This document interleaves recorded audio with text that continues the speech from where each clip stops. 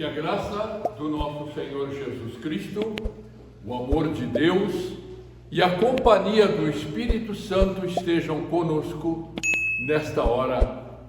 Amém. As palavras para este dia e este momento especial, 100 anos de existência da paróquia Sião, são as palavras do Evangelho de hoje, onde nós queremos ressaltar o versículo 45 e o versículo 48. E diz assim: então Jesus abriu a mente deles para que eles entendessem as Escrituras. 48. Vocês são testemunhas destas coisas. Que Deus abençoe essas palavras e a orientação de hoje em nossos corações. Amém. Podem sentar.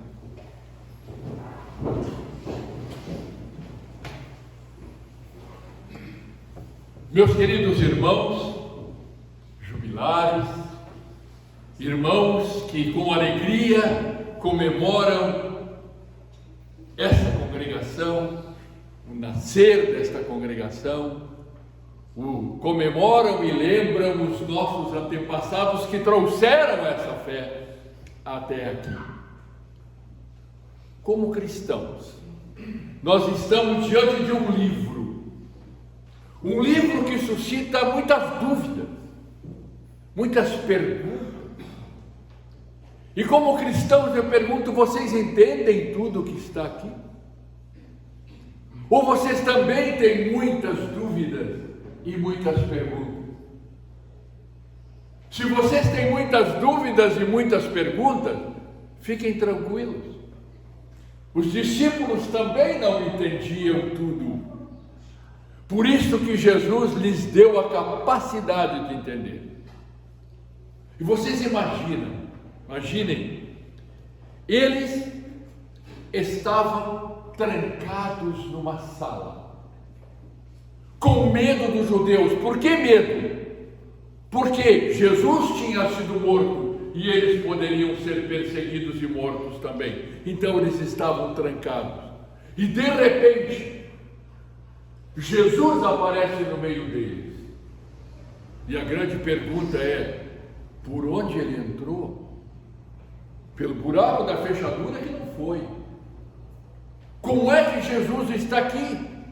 Como é possível? Ele morreu, ele foi sepultado e agora ele está aqui. E a explicação que eles arrumaram era: é um espírito. Na linguagem de hoje diz: é um fantasma.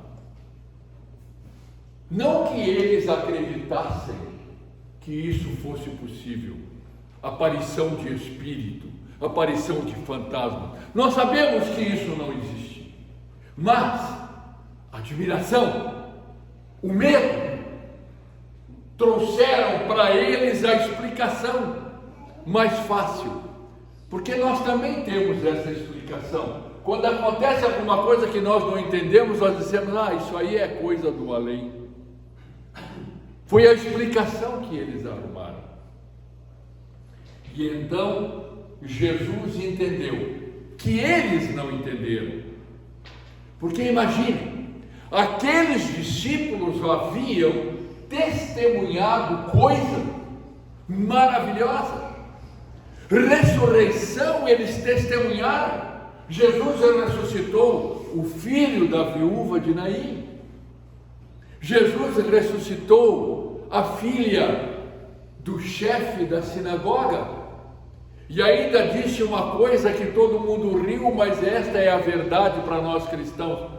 Ele disse para aquelas pessoas que estavam lá na casa do Jairo: vocês estão chorando por quê? A menina não está morta, ela dorme. Assim também é com os nossos mortos. Eles não morreram, eles estão dormindo, esperando acordar no dia da ressurreição dos mortos. Eles assistiram à ressurreição de Lázaro e não entendiam a ressurreição de Jesus. E então, Jesus dá a eles um entendimento especial para eles compreenderem isso. Por quê? Porque para nós humanos isso é uma coisa impossível, isso não acontece. Mas o que Jesus queria que eles entendessem é que eles estavam diante do Todo-Poderoso Deus. O que Jesus queria é que eles entendessem que eles estavam diante do poder não humano, mas do poder de Deus. E mesmo assim, foi difícil. E então, Jesus dá mais uma dica. Ele diz: vocês têm alguma coisa para comer? Porque nós sabemos que fantasma e espírito, que não existem, mas se existissem, não comem. E ele então comeu na frente deles. E então foi necessário uma dose especial de entendimento que Jesus deu a eles, para eles aceitarem que eles estavam diante do maior milagre de todos os tempos, que eles estavam diante daquilo que é o mais importante dentro do cristianismo: a ressurreição de Jesus.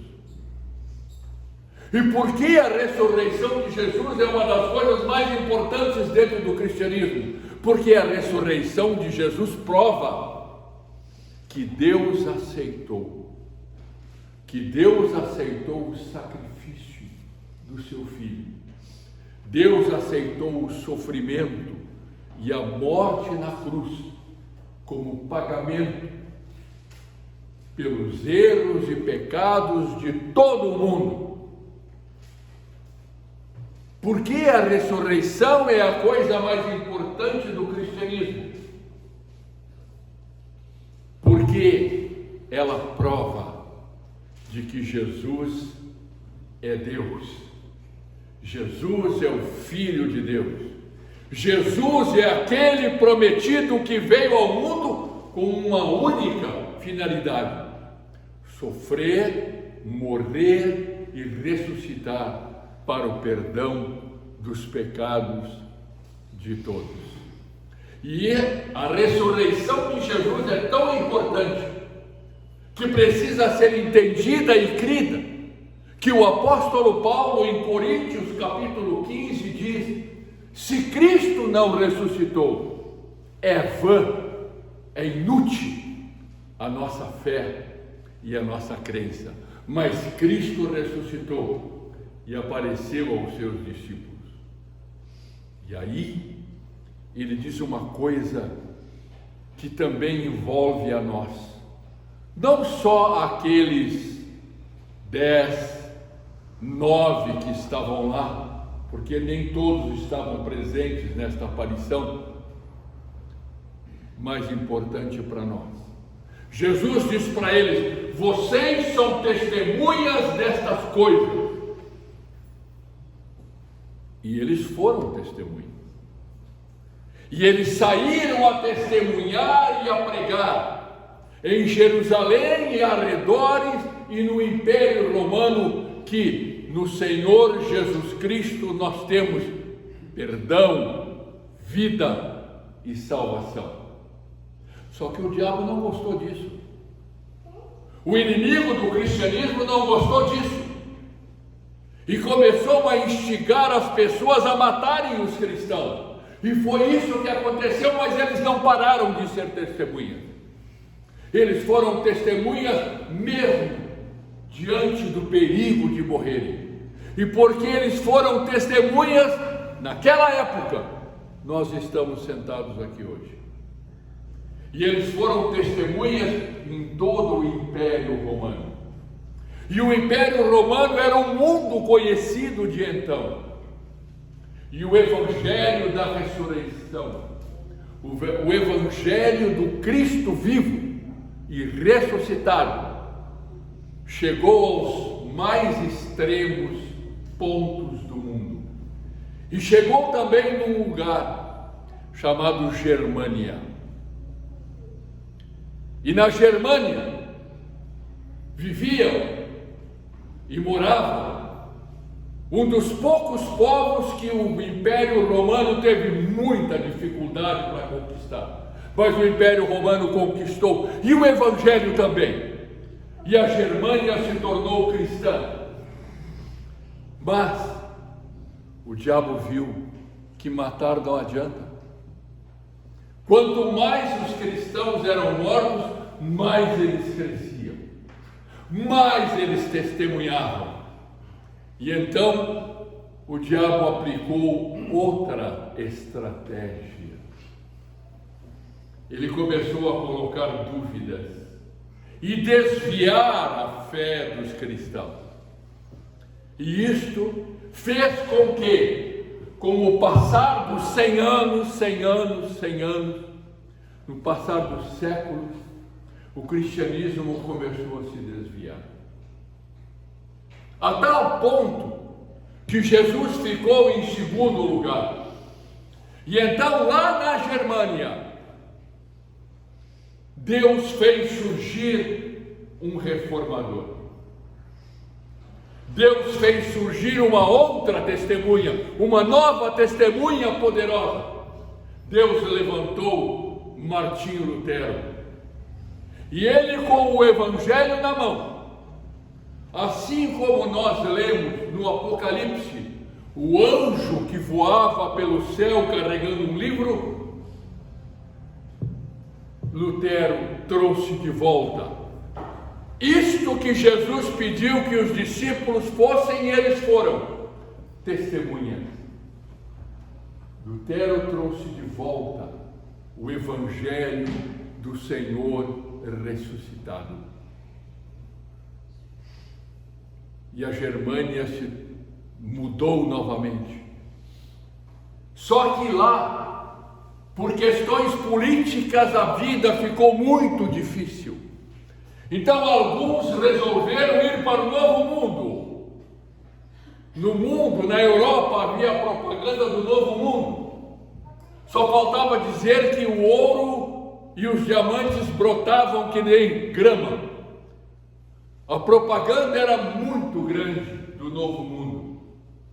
E alguns vieram da Germânia, da Alemanha, da Europa para o Brasil. E entre esses alguns que vieram de lá para colonizar e o fizeram muito bem no nosso Brasil, foram os nossos antepassados, os vossos antepassados, que tinham uma qualidade muito grande e muito importante.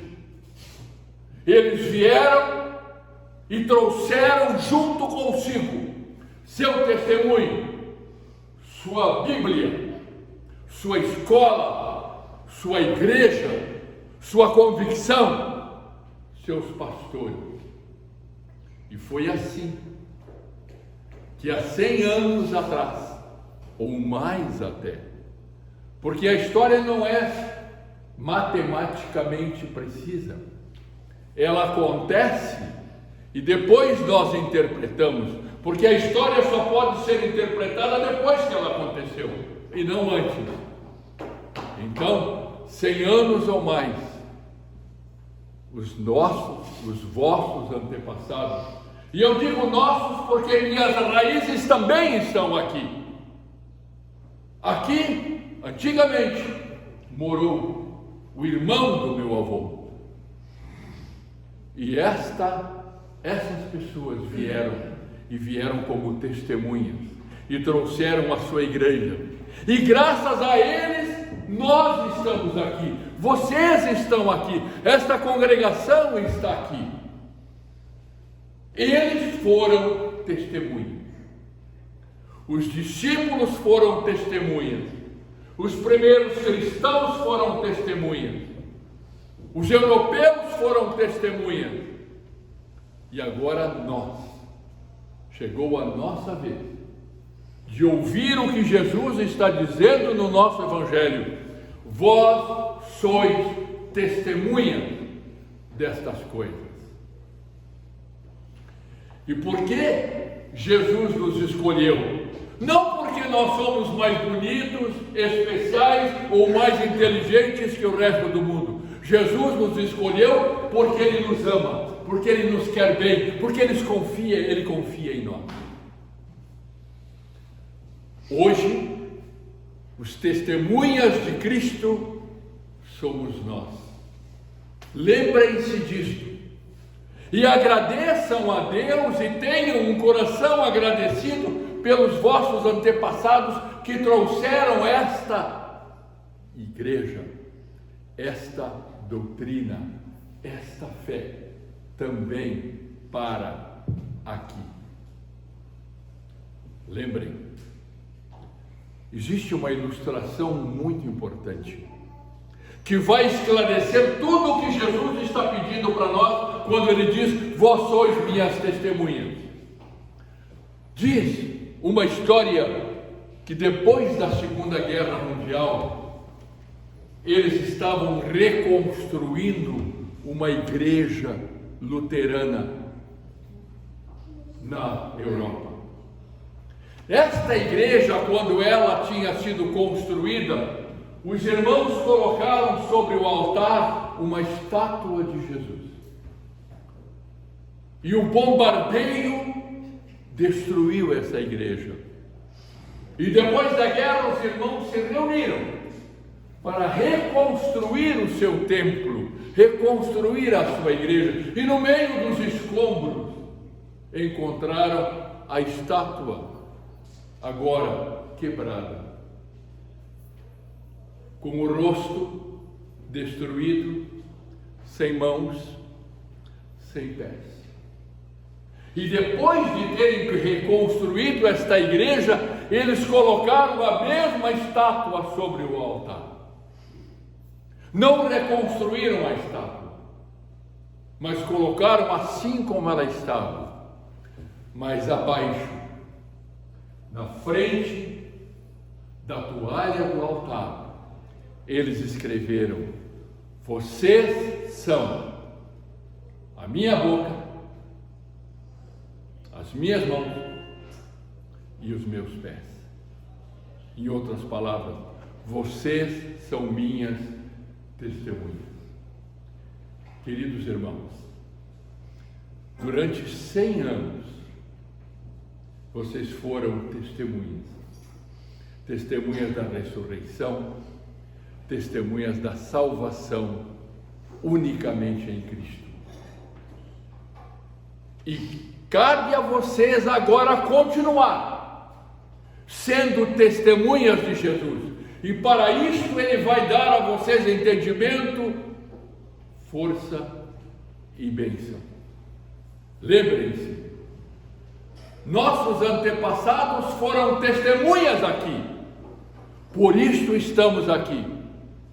E nós queremos continuar sendo testemunhas, para que aqui continuem a estar nossos filhos, netos, bisnetos e a geração que vier. Que Deus continue a abençoar essa congregação, essa paróquia, como sempre tem feito. Testemunhas de Jesus, testemunhas de Cristo. Fiquem firmes e inabaláveis, sempre abundantes na obra do Senhor, porque no Senhor o nosso trabalho nunca será em vão. Amém. Parabéns. Bênçãos de Deus. Ficamos em pé.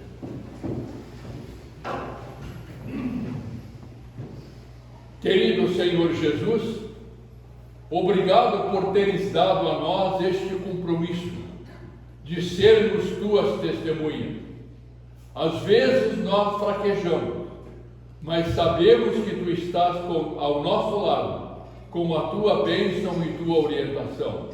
Continua, Senhor, a abençoar e orientar a paróquia Sião, para que o testemunho da fé, do amor e da salvação em Cristo continue sempre vivo e firme no nosso meio, não só neste local, mas em todas as partes do mundo.